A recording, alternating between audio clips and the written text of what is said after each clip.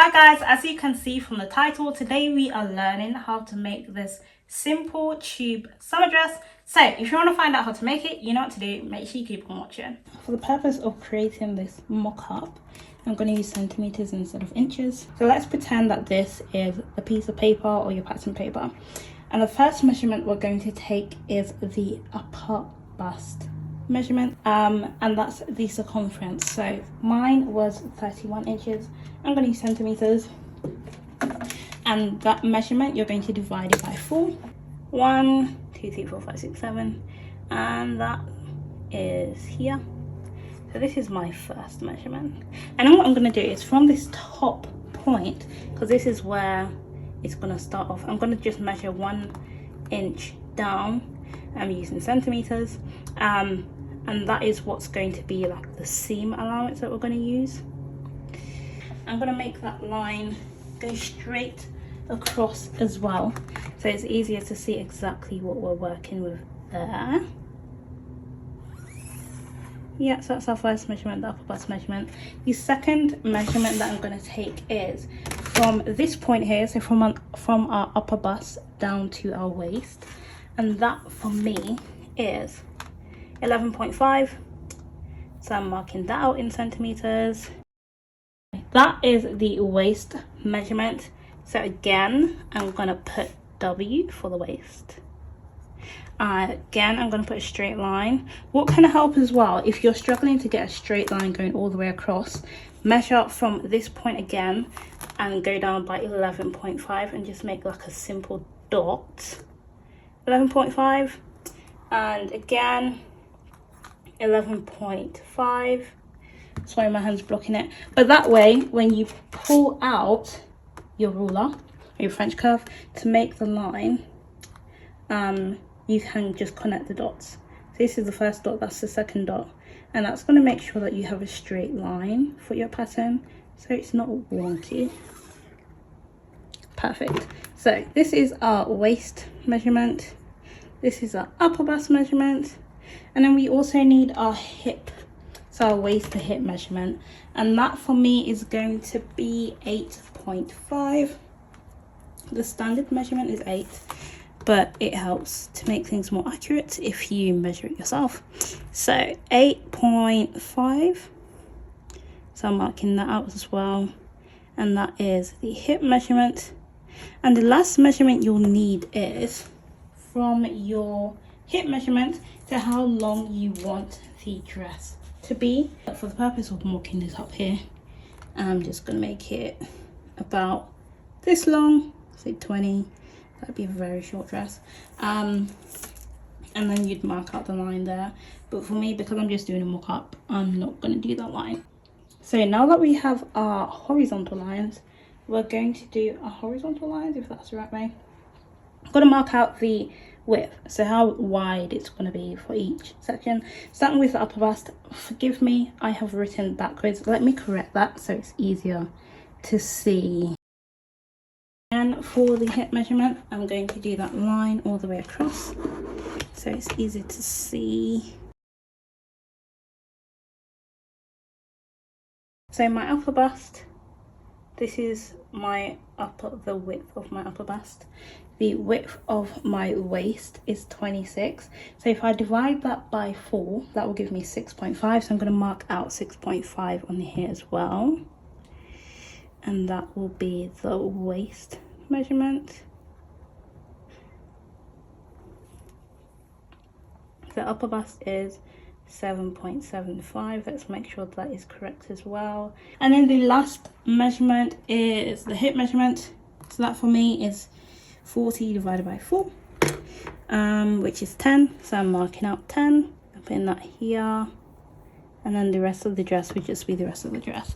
Now is when you go in with, so we have those 3 points. Ideally it should be touching that line, and we want to connect those dots using a French curve.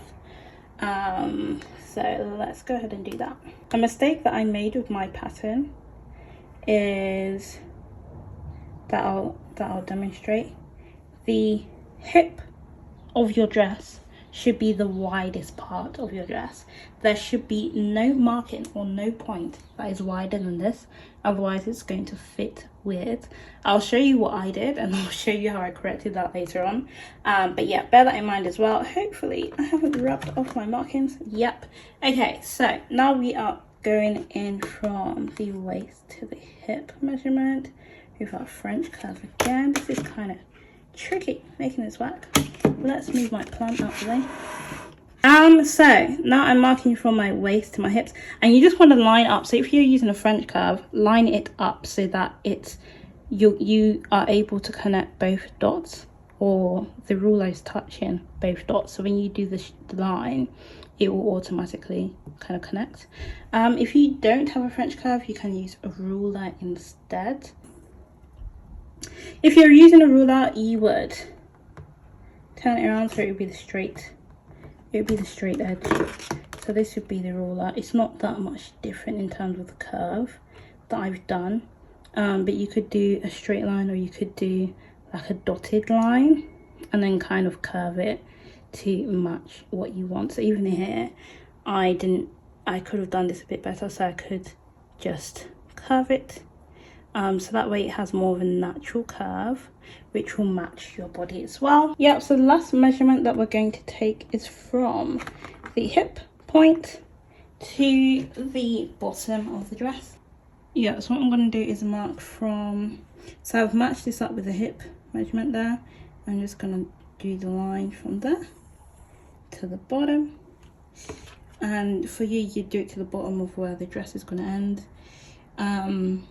So that looks about right. And then if you do want to make this a bit curvier, you can either use you can freestyle it if you don't have the point that you want.